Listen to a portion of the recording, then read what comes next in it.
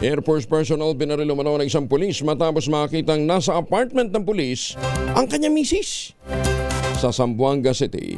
Detalye ng balita mula kay Jun Di Makutak, Aris 19. Assalamualaikum, Brother Jun. Alaikum assalam, Kuya Angel. Isang tama ng bala sa dibdib ang tinamo na isang Philippine Air Force Staff Sergeant na naka-assign bilang intel personnel ng PAF sa Zamboanga City makaraang umano'y barilin ng isang pulis na naka-assign naman sa 902nd Mobile Force sa Basilan.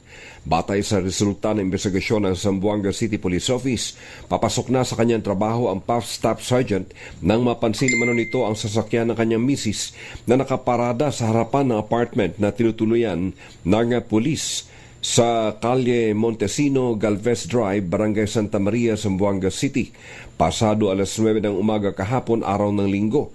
Nang makita ng Air Force personnel ang kanyang misis kasama ng pulis, kinumpronta ng sundalo ang misis at ang pulis naman ay agarang kumuha ng baril at binaril ang sundalo. Nagtamo na isang tama ng bala sa dibdib ang Air Force na tumagos sa likod nito at agarang nadala sa pinakamalapit na ospital na ayon sa Zamboanga PNP nasa ligtas ng kalagayan.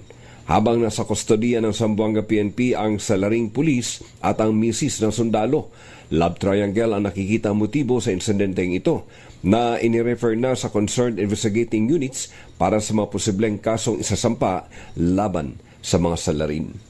Mula sa Central Mindanao, RH19, Jun Di Makutak, DCRH, una sa Pilipinas, una sa Pilipino.